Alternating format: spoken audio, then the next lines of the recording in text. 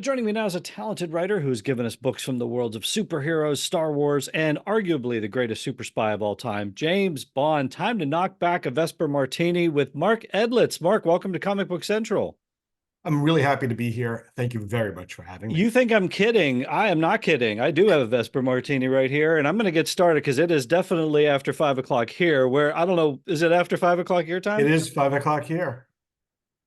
Good, but did you get a Vesper Martini though? I did, and I just got a little tea for a little pick me up to make sure I be Okay, well, in tea, fighting that's, shape. that's very British. That's perfect for it. We're both repping the brand.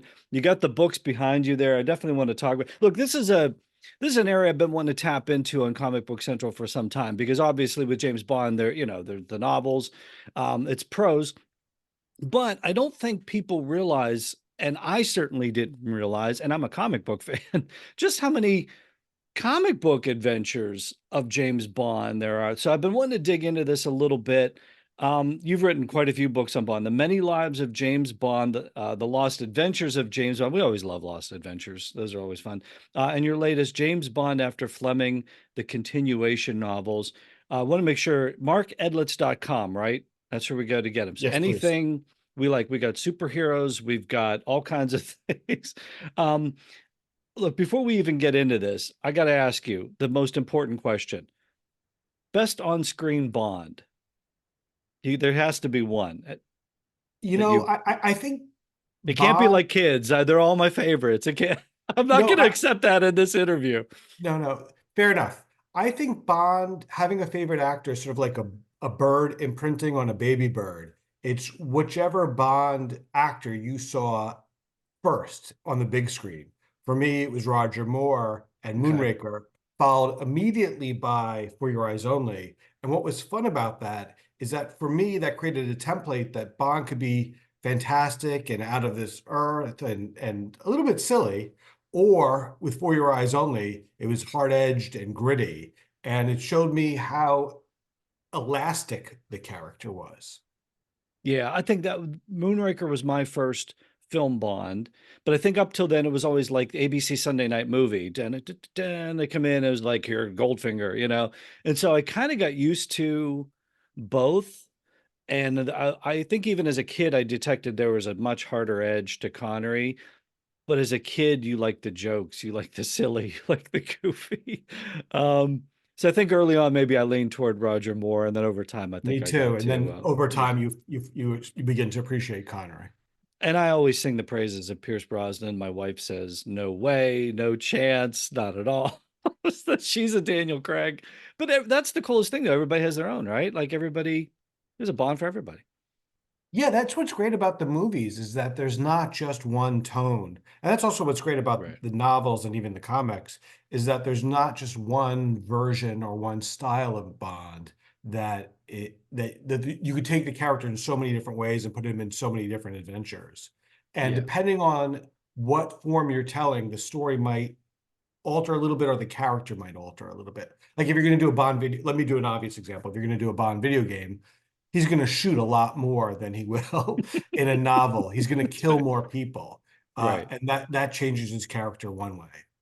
Yeah, probably not as much of the Bond girls in the video games as the first person shooter action and yeah. So well, I never even thought about it like that before. Obviously we're going to be talking about Bond today and some other things, but where did the fascination with Bond begin with you? You mentioned Moonraker, first one in the theater, but like were the books there? Like where did The all this movies come were from? the movies were definitely the entry point. I after I watched all the movies and read uh, books about the movies, the James Bond films by Stephen J. Rubin or the James Bond Bedside Companion by Raymond Benson.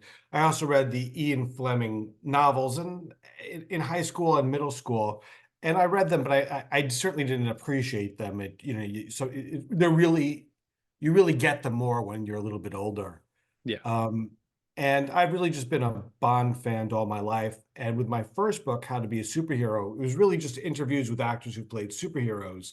But I also snuck in an interview with Roger Moore and George Lazenby, who obviously play Bond.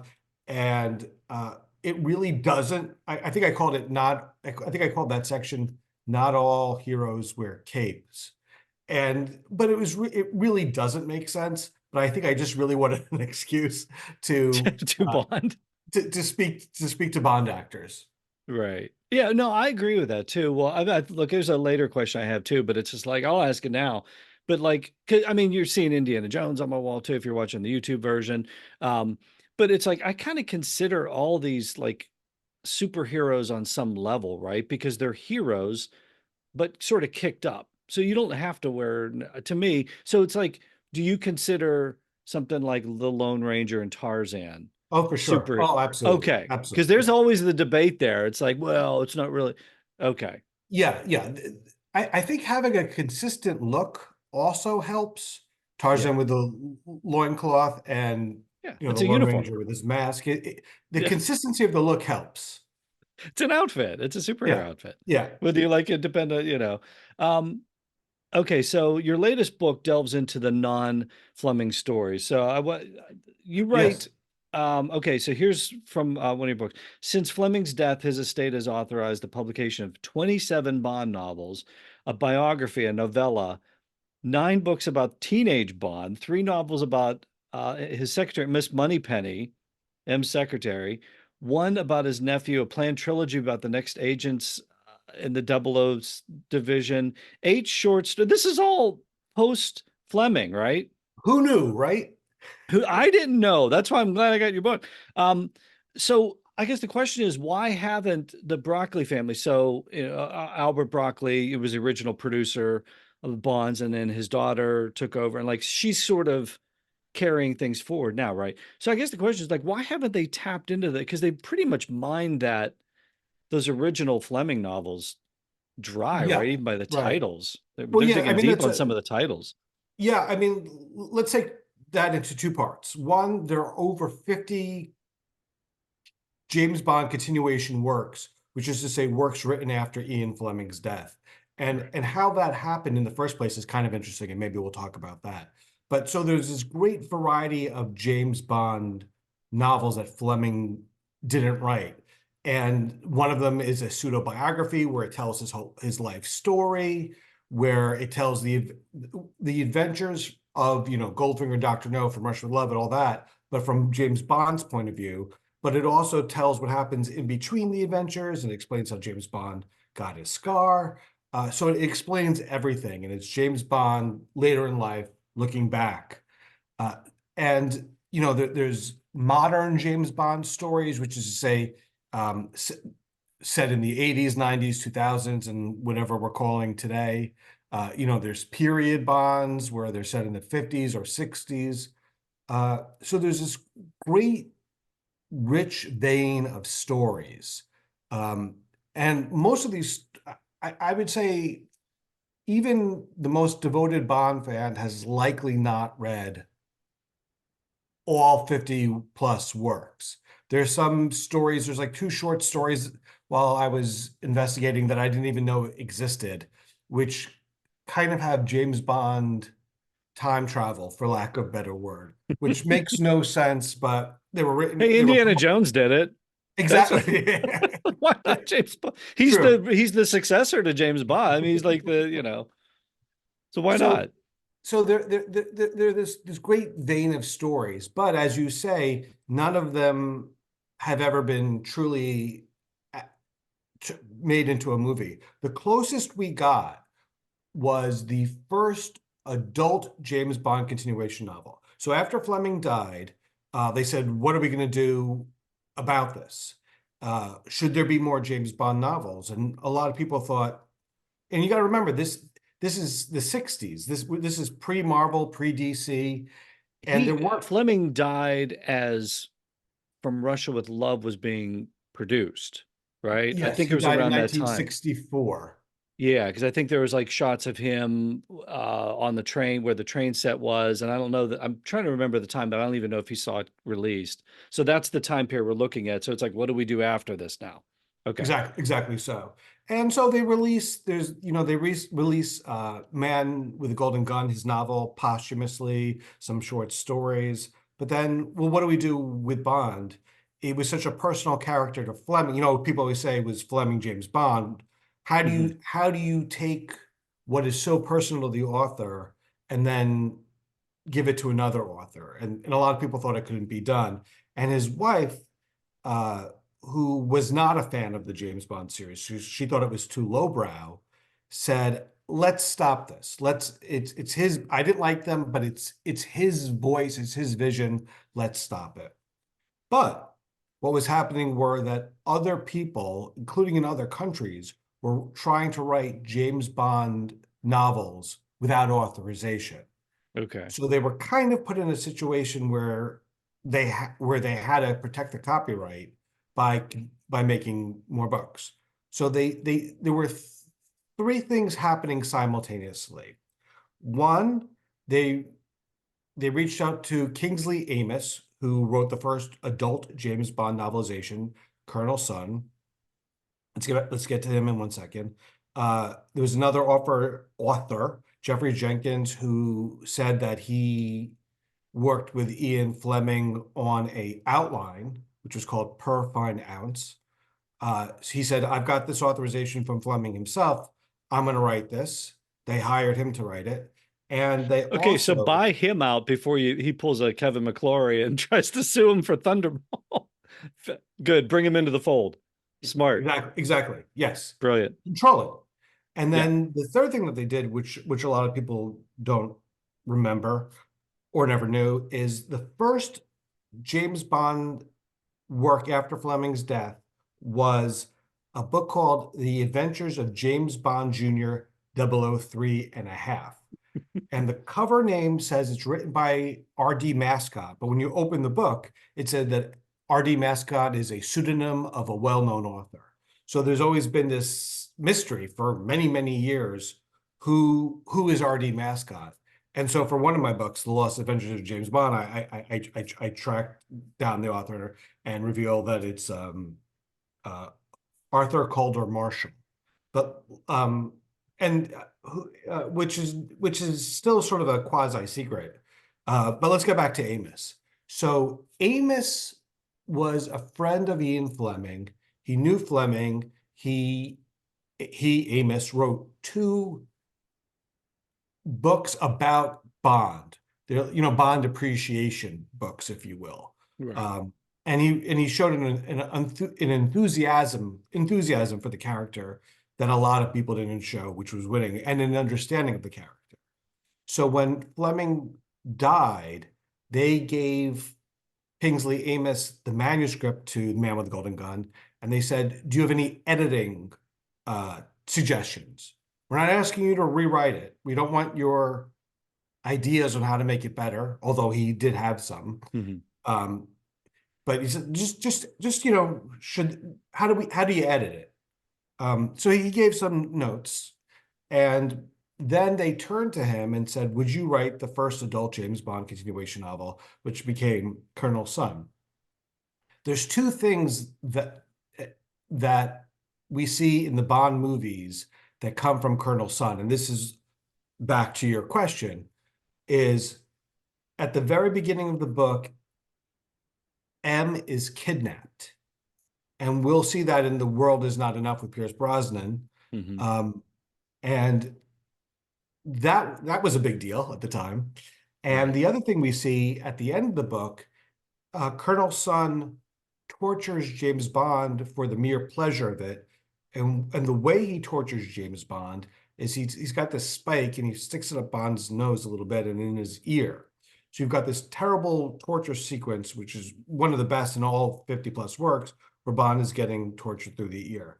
Now, if you think back on Spectre, at the end of the Daniel Craig's fourth Bond movie, there's a torture sequence which is taken from Colonel Sun and has a few lines of dialogue from Colonel Sun.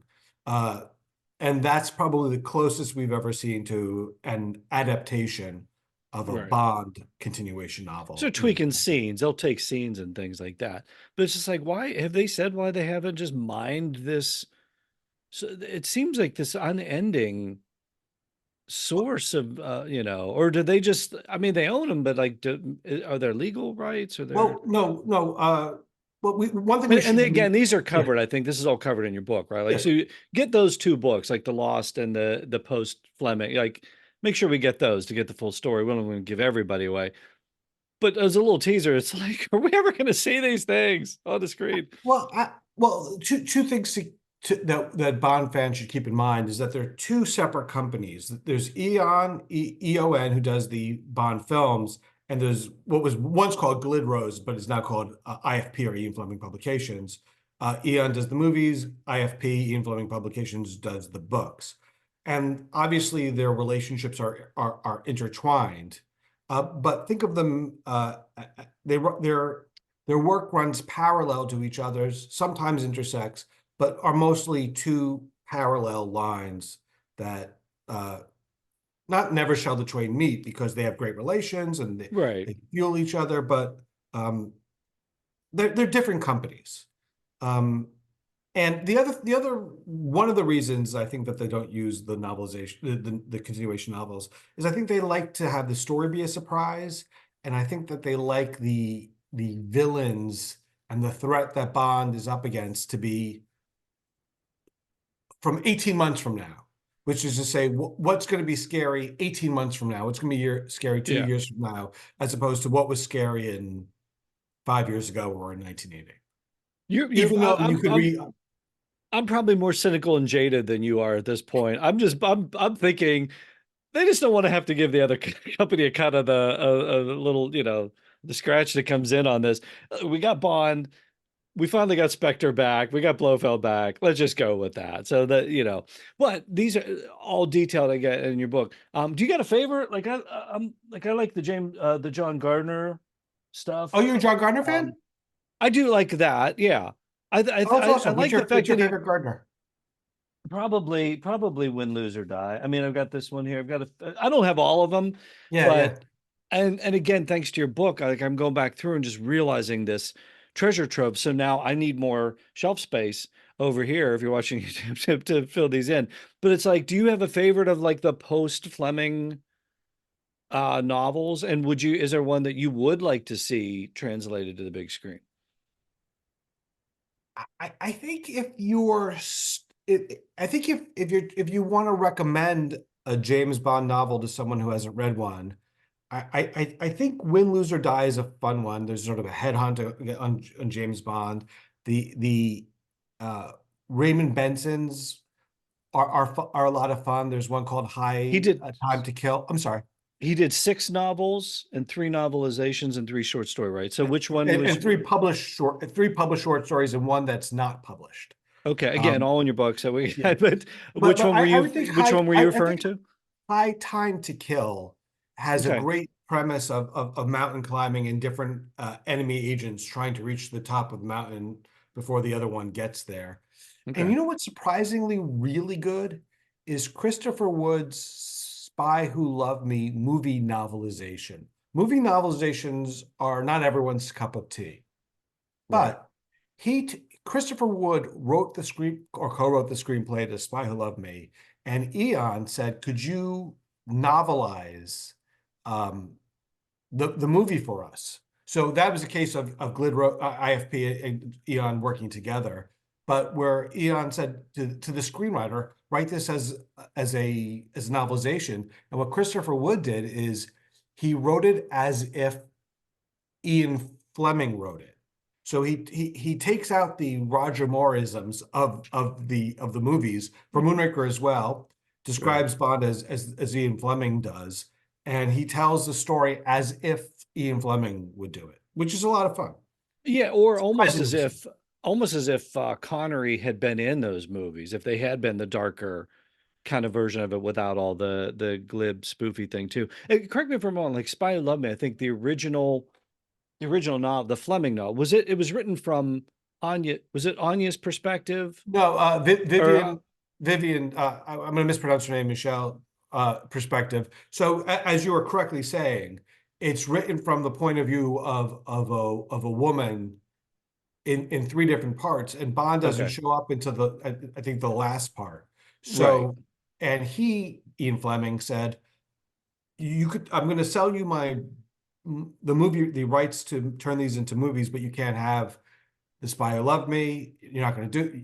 And when he passed away, they said, we made a special deal to use the title, but not the plot. Okay. So the plot for Fleming's Spy Love Me does not appear in the movie Spy Love Me. Yeah, it's been forever since I read it too, so it's like I'm trying to go back and things. Okay, so we talked about bond tales that exist. Those are there's a bunch of them out there. So many I didn't realize, and I'm going to go broke on eBay now, just like buying them all up. The Lost Adventures of James Bond, I want to talk about too. And you mentioned, so there's like a so we got two with Timothy Dalton that I love Timothy Dalton. I think Me those are too. like Love him. really hard edged like crazy bought. Like they're so cool. We should have got more. We almost did get more, right? Like there's you talk about in the book the third and the fourth Timothy Dalton movies, and then there's a Roger Moore's Lost movie with a comic book writer. It's Carrie So Bates. Like yeah, there's a comic book connection. Like this is mind blowing. A lot of this stuff. yeah. I mean, it's a lot of fun because there's a lot of. I didn't try to tell the story of every unmade James Bond story, but I mean, like with Dalton, the public Bond fans like us really dug him, but the public didn't know what to make of him. Right. His first movie was, could have been a Roger Moore Bond, and his second movie was much harder edged. Certainly the most violent of the Bonds up to that point. So we Yeah, he didn't sets a know bad guy on fire at the end. exactly. Yeah, Sort of, kind of like the thing blows up and he doesn't say he's not messing right. around. And so the public didn't know what the third Bond film would be like, and it what would the vibe of it be like? Right. And so I've always been very curious about what it would have been like. And so the book, The Lost Adventures of James Bond, is really my hunt to understand it. And the answer is almost too complicated to fully explain now, but let me try to hit the high points of it. So they um they hired a screenwriter named Alphonse Ruggiero who worked on Miami Vice, but he also worked on a TV show called Wise Guy, or Wise Guys, which was sort of an early Sopranos, not just content wise and maturity wise, but in that it was serialized storytelling, which is to say that you needed to watch the whole series to find out the story. It wasn't a self-contained episodes. And so he was considered, an excellent writer, and he was also considered a fast writer. And so Alphonse Ruggiero and Michael G. Wilson, producer and writer, got together and came up with a story for Dalton's third. And I would best describe it as sort of a techno thriller with Bond going up against a villain who's got like a smart car, smart buildings. There's he even has a henchman or henchwoman who is silent, and we later find out is enhanced in some way. Sometimes people refer to this as Bond versus the Terminator. That's Mm, not quite what they were going for. It wasn't that over the top. It was more like a suggestion that this character was enhanced in some way. And I don't think they would have ever really delved down and explained it. That would have just been a fun thing, like, hey, what's going on? Much the same way with Live and Let Die with Jeffrey Holder at the end. Jeffrey Holder's character, Baron Samedi, he's been killed a couple of times throughout the movie. And then you see him at the end of the train for no reason other than it's fun. right. So there really is a strong suggestion of a supernatural element in that movie. Right. So, and I think it would have been handled similarly. And it's a really good script, and that's one version of his third film. The second version of Timothy Dalton's third film was more of an action comedy. So they sort of took the bare bones of that premise and rejiggered it and made it much broader, with Bond looking at the mirror and wondering if he still has it or if he's too old for this stuff, which was a common trope of the 80s, 90s. Right. And it has Bond going to a rodeo dressed as a cowboy. I don't know if I could quickly find it, but It's uh, very Roger Moore.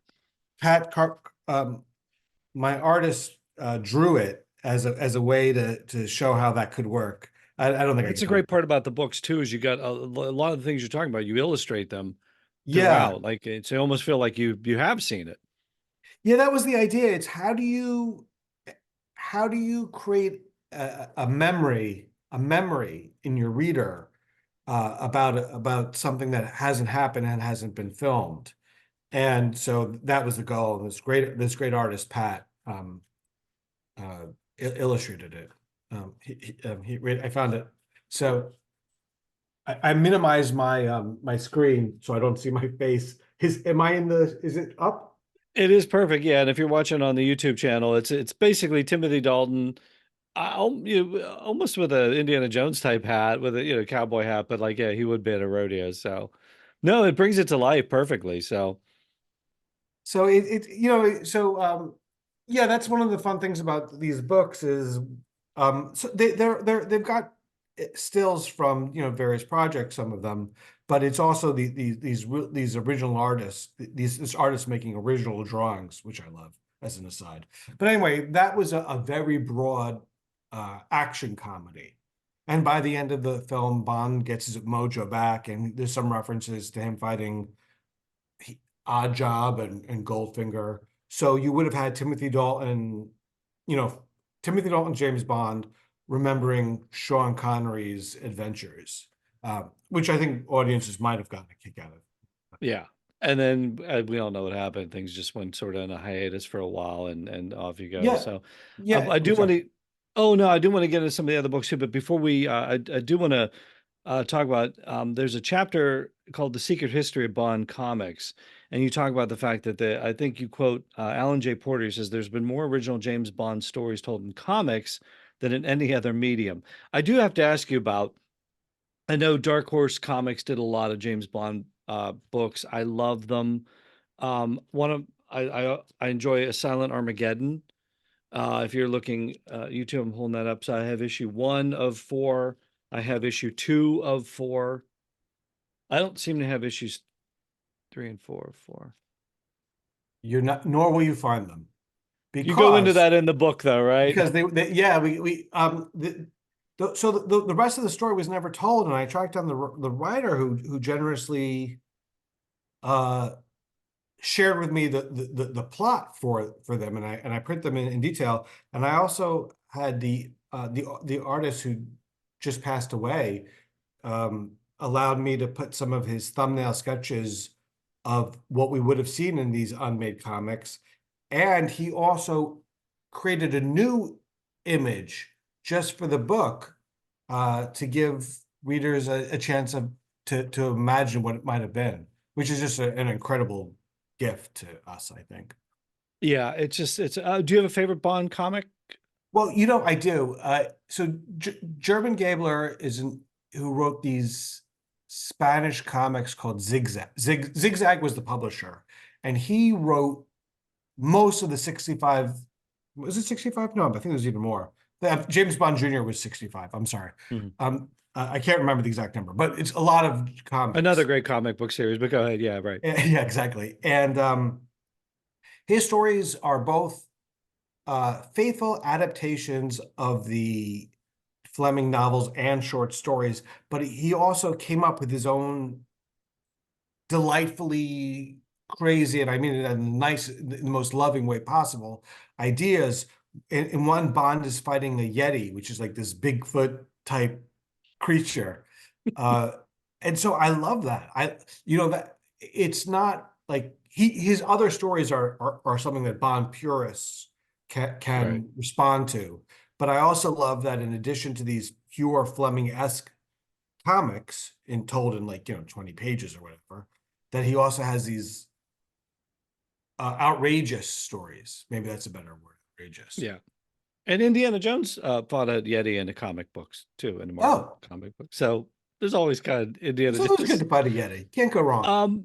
in the time we have left, I want to talk. I want to mention two quick references to the other books. Movies go fourth, Fourth. Fourth film. I thought that fourth films in fantastic franchises. I'm so excited I can't even get the title out. I thought this was such a great concept for a book because movies are great. There it is. If you're watching YouTube, we got that. The sequels, they're either epic classics or crap. If you get to a third, usually you've been doing well. You get a classic trilogy like the Star Wars movies. You get to that fourth movie, though, that's some uncharted waters, and I love it. I will say this: Superman 4 and the Quest for Peace and Batman and Robin always get love here on Comic Book Central, and I'm glad to see that your book, while being Absolutely. truthful, also gives them a little bit of credit too, right? Yeah. So as you just described, the premise of the book is looking at the fourth films in these big franchises: Right. Superman, Batman, Jaws Rocky, Planet of 4. the Apes, Terminator, Die Hard, um, Jaws 4. But I think I'm not 100% sure how I came up with the idea, but I think I came up with the idea because when you look, I think I noticed that Jaws 4, Batman 4, and Superman 4 were always on these worst lists together. And I was like, show Superman 4 some love Right. because the premise of Superman 4 and the script of it feel like it was an extension of the Richard Don of the first of the Richard Donner films. And Lester did the second one. But it felt it was made with heart and it was made with love. And it took those events as if they happened and they were trying to build on it. And so what I was trying to understand is how come this movie, which feels like it almost could work, doesn't quite. And for Batman 4, I was able to interview Joel Schumacher before he passed By the away. way, one of the best interviews with Joel Schumacher ever. It's Oh, great. you. I wish I had been able to get him on the show, but Oh, man, you dug into some rich territory so there. nice for you to say. He was such a sweet man. And even after the interview was over, we just sort of talked about life, and he was so sweet. Yeah. But what was interesting to me about Batman 4 is that Batman 3, people generally liked Batman 3. It was a Yeah. hit. It The got Val good reviews. Kilmer. Right, right, right. Yeah. And so you got the same creative team, the same director, the same writer, some of the same cast, the same music and costume, uh, same producers down the line. But why did 3 work and 4 didn't? How do you have the same, most of the same ingredients, but not doesn't come together quite the same way? So that was the goal of that one.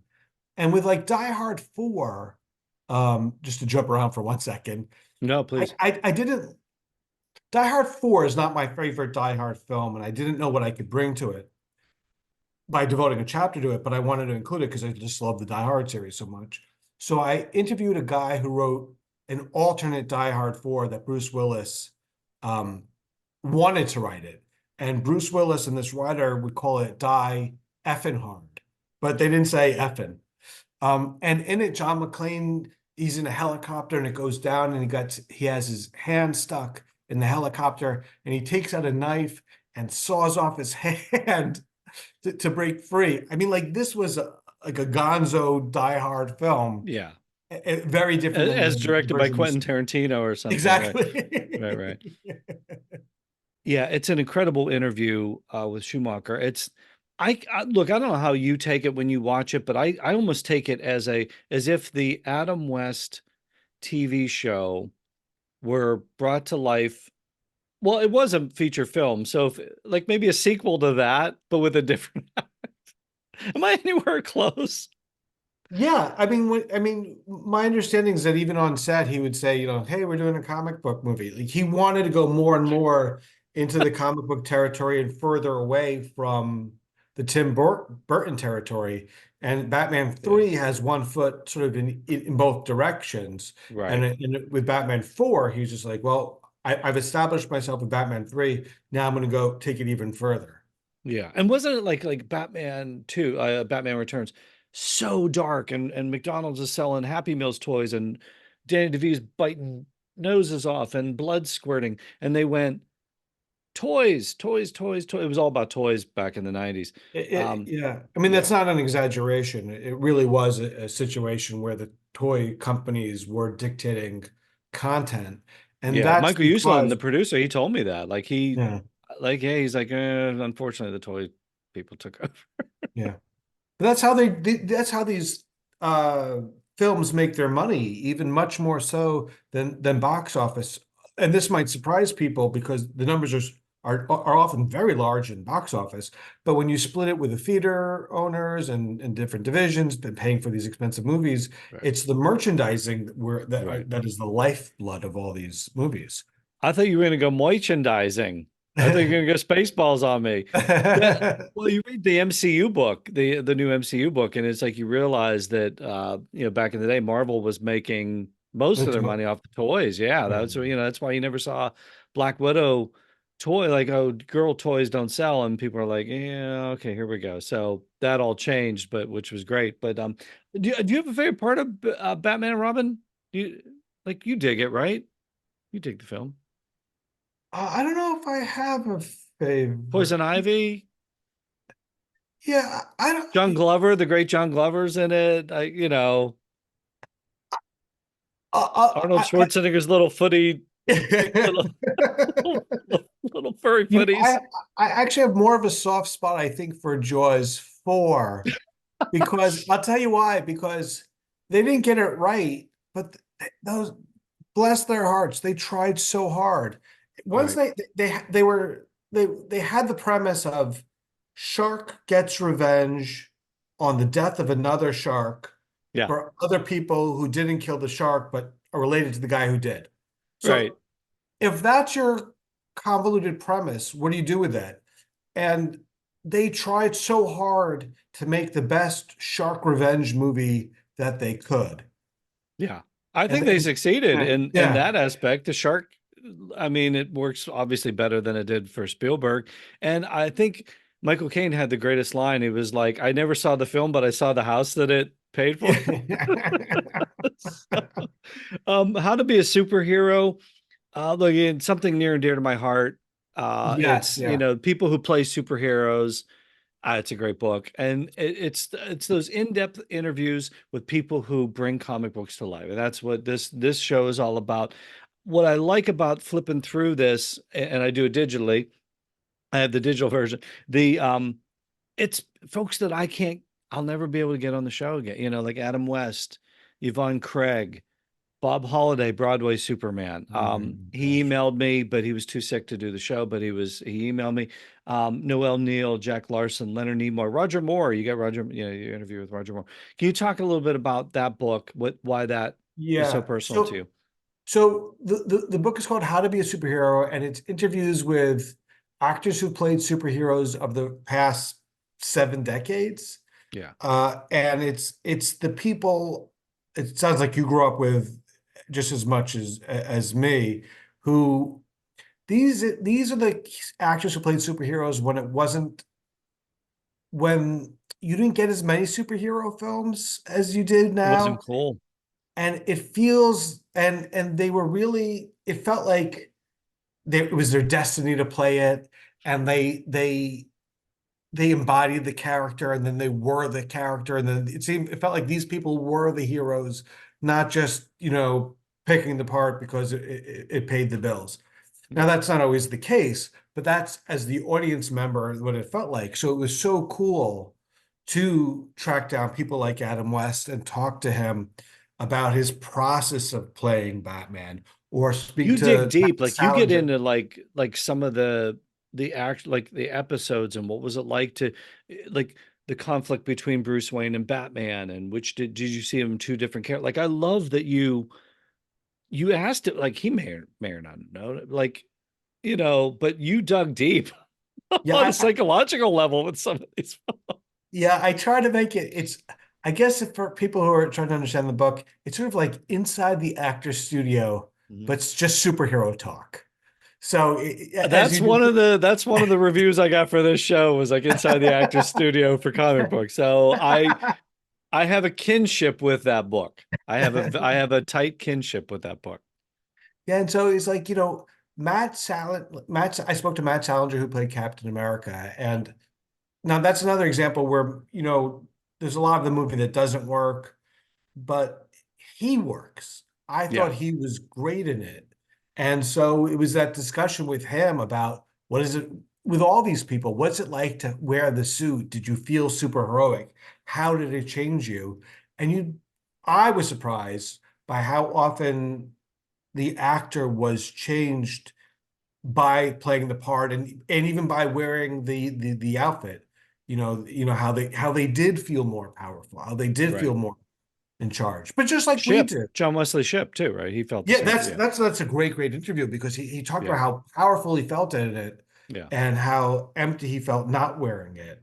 Yeah. Um, and that's sort of what you want. You want them to feel powerful, and that's why we buy superhero T-shirts and wear the Superman emblem on our chest because it changes us. Now imagine if you had a super cool outfit, you know. The real So one, that's right? Yeah, somebody to pay for. Yeah. No, it was cool because I had a chance with Salinger. My two favorite parts of Salinger were "How did you find me?" was the first one, Did he ask and that? the I forgot. he did. He's like, "How the heck did you find me?" Like, that's my job. And the other one was like he actually flung the shield. Like Chris Evans CGI's that shield, Yes, but yeah. Salinger actually threw the shield dead on target. Yeah, he was Real, great. real world shield slinging. So And there it you go. reminds me, just as you're talking, I also interviewed the guy who played Spider-Man in the 70s, I want to Nicholas say, Hammond. Yeah, the great Nicholas Nicholas Hammond. Hammond, Hmm. and he didn't have the Spider-Man TV show on DVD, so I gave him my copies, Your bootleg copy. my bootleg copies at the end of the interview. I just remember, these human moments with Yeah. these actors Yeah. who were like, or Lou Ferrigno, when you think of it, when you think of the Hulk, he was the Hulk. Yeah. And Literally. he, Yeah. Like he, he did it. There was no CGI. he, he did it and he feels a responsibility. It's what you want to hear is that they feel that you want to have the actor feel an earnest and an earned responsibility for the character. Yeah. Uh, but every once in a while, you get someone who's like, you know what, it was a good job. And that is a legitimate reason to take apart. But so it's good to hear when someone's being honest about that. But Right. as fans, we want the actor to say that they were lifelong fans of the character and it was somehow fulfilling a part of their destiny. Yeah, that's what I'm noticing. The more episodes I do of the show too, and I think of William Catt, like who didn't, and he admits this in many areas that he didn't appreciate it back in the day. What he was doing was typecast because you talk about that time period where the tights would typecast you. But now that he's meeting the fans, he appreciates the legacy and they're embracing it now. And it's so cool to watch them do that. And these things are brought out in your books, your interviews, your conversations. These are in-depth chats. Just what it, what have you personally gotten out of writing these books, meeting these people, having these conversations, getting these insights? I do this. I feel like I'm trying to represent the common well-informed fan. Like I'm trying to ask the questions that they've always wanted to ask. And I'm assuming that they've always wanted to ask it because I've always wanted to ask it. So I do these things for personal reasons. I mean, like if you look at the subjects of the book, like How to Be Superhero, interviews with actors who played superheroes, or Movies Go Forth, interviews with filmmakers about fourth movies, you know, these are sort of weird-ish topics. Hmm. But and they take years and years to write. The superhero book took 10, which was too many, but I kept on saying, like, I got to speak to so and so. I have to speak to Spider-Man. I need to speak to Hulk. I need to speak to I've been doing this Batman. for 10 years, so that's not that long. And I do it, I guess, on the most basic level because it makes me feel happy to do Yeah. that. And I hope to share that happiness and information and joy with fans of these books, or with these movies rather. Yeah, you have. It comes through. I mean, that fanboy comes through. that kid that's watching the silver screen comes through and all of these. What's next? You got, can you flip the laptop around and what do you got? Can you show us what's next? So I mean, Well, we know you what's think, now. We got the current ones, yeah. the James Bond. I've got one James Bond thing in that I'm working on. More James Bond. Okay, More if we James, get the and it's not, obsession, it's one of those things that you you're gonna give me Silent Armageddon 3 and 4. Go get them. it's just like there's just so much. None of this is planned. Okay. One thing leads to another, and if I find something that I could research and give a reader something of value, uh, that I'll do it. And it has to be something that I could sustain the passion for, the couple of years it takes to write these things. Like All we're right. talking about these 5 books, in an hour or so, but I think this is like a 14-year period of I get it. No, I doing get these it. It's a, five, it's these trying. five, these Maybe 5 books. movies take the fifth, right? I like Movies that. take the Take the fifth. fifth. Take the Take fifth. the fifth. I only take 10%. So, where social media, how do we, and we know I'm markedlitz.com, so go buy the books. marketedlitz.com. I'm on X or Twitter. And if you go to Amazon, it's a great place to get these books. There's a bunch of them. James Bond After Fleming, The Lost Adventures of James Bond, How to Be a Superhero, Movies Go Forth. Type in Mark Edlitz and pick out a book. And if you like it, that would be write a 5-star review. And if you don't like it, please write a 5-star review. Yes, that Drop me helps. a People don't line. realize how much that helps right It there. Right? Yeah, really does, it because does. when you're a independent author like I am, uh, for most of these books, I'm an independent author. For the first two, one I did with Bear Mountain Media, who's a great company. Yeah, we love them. Um, the other one I did with Lions Press, but the other three and the fourth one I'm working on, I'm an independent author, and I know that doesn't. And so it's harder to get your voice heard. Uh, so you do rely on the Amazon reviews. Mark, I knock back my Vesper to you. Man, continued success. And thank you so much. These books have a wonderful home in the lair. Continued success. And thank you so much for joining me on Comic Book Central. It is a real joy to be here. Thank you for having me.